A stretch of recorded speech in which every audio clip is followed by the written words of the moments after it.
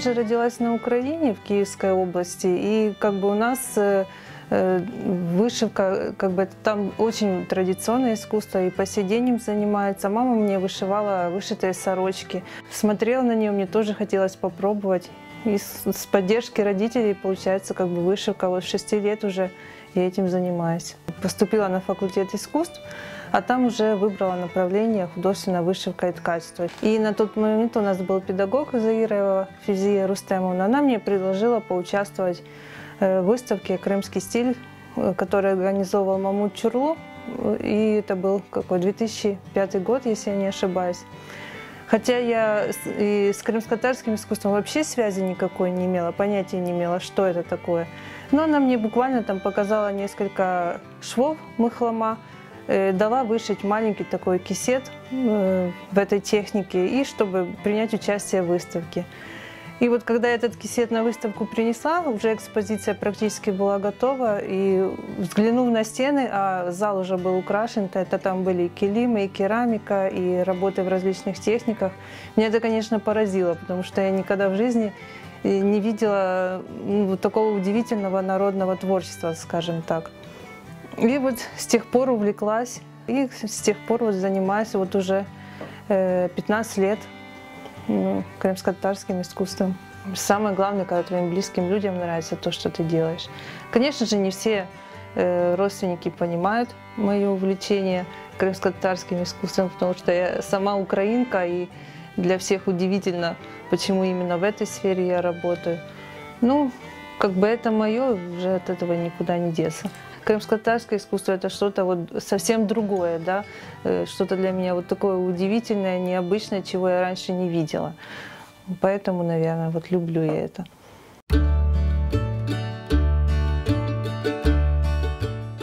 Мне кажется, к этому должна быть большая тяга, потому что вышивка – это самое трудоемкое из декоративно-прикладного искусства. Здесь, как вам сказать, нету быстрого результата. В вышивке важна усидчивость очень, то есть это еще и вопрос такого характера, потому что сидеть и стежок за стежком выкладывать – это не так просто, конечно же.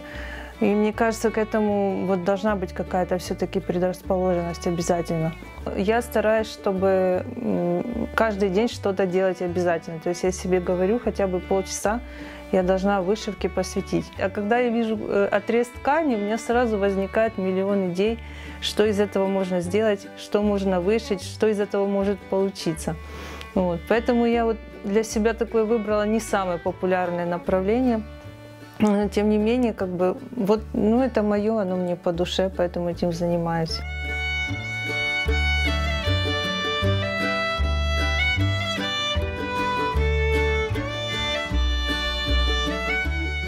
Мне больше всего в вышивке нравится смотреть, как заполняется вот пустой отрез ткани. Вот, как это потихоньку, стежок за стежком заполняется вот это вот пространство. Вот есть просто однотонная цветная плоскость, ты туда начинаешь, как мазки, наносить разноцветные кусочки. Мне вот нравится смотреть на это.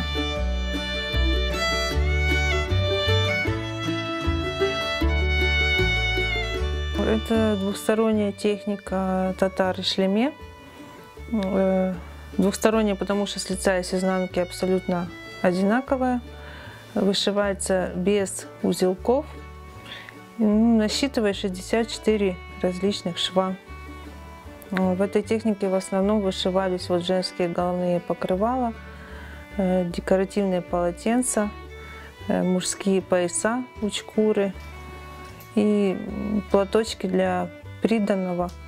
Ну, то есть те изделия, где с лица и с изнанки должен быть рисунок совершенно одинаков.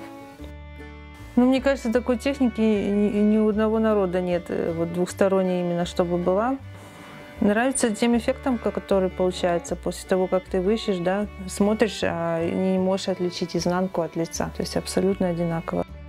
Но это и сложная техника, потому что здесь надо считать нити, основы обязательно, то есть вышивка идет по счету нитей. Ну, мне, наверное, нравится тот смысл, который заложен во всех орнаментах. То есть это не просто какие-то там условные изображения цветов, да, скажем так, растений или архитектуры. То есть каждый мотив, он с собой несет какое-то значение. А сочетание этих мотивов уже рождает определенную историю. То есть ты о каждом орнаменте можешь целую историю рассказать. Вот это, наверное, и завораживает, и больше всего нравится в крымско-татарском орнаменте особенно.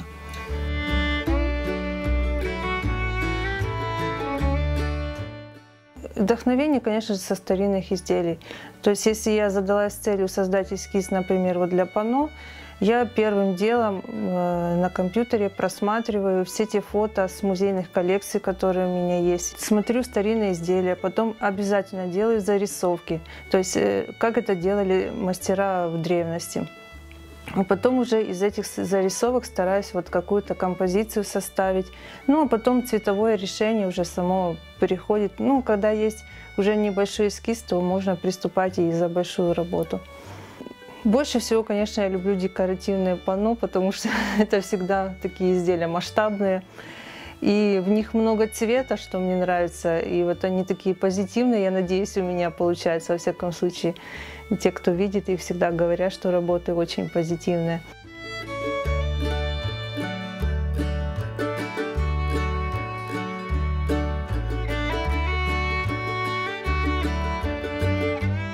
Не знаю, может быть, это внутри, хотя я бы о себе не могла сказать, что я такой прям жизнерадостный человек.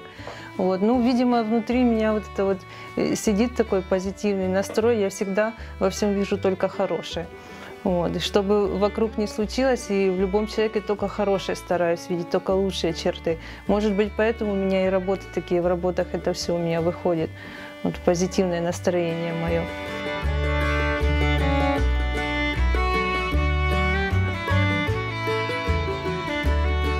Больше всего, конечно же, я люблю к выставкам готовиться, потому что здесь уже нет никаких ограничений, то есть ты делаешь то, что тебе нравится, как ты хочешь, то есть здесь уже включается твое личное творческое мышление. Вот. И особенно приятно, конечно же, когда работы, которые ты долго готовил, еще и с выставок потом попадают в хорошие, добрые руки. Как это у меня когда-то было в 2011 году. Была организована выставка в американском посольстве в Киеве. И тогда на выставку попали 7 моих панно. И все 7 панно с этой выставки были куплены. Как оказалось, потом они даже аукцион устраивали, потому что было много желающих, кто хотел приобрести эти работы. И я всегда радуюсь, когда работы попадают в добрые руки, потому что для меня вот каждое мое декоративное панно – это как ребенок. Любой художник хочет какое-то влияние на зрителя оказать, да, своими работами. Вот. Ну, мне просто хочется, чтобы люди, глядя на мои работы, просто радовались, заряжались позитивной энергетикой.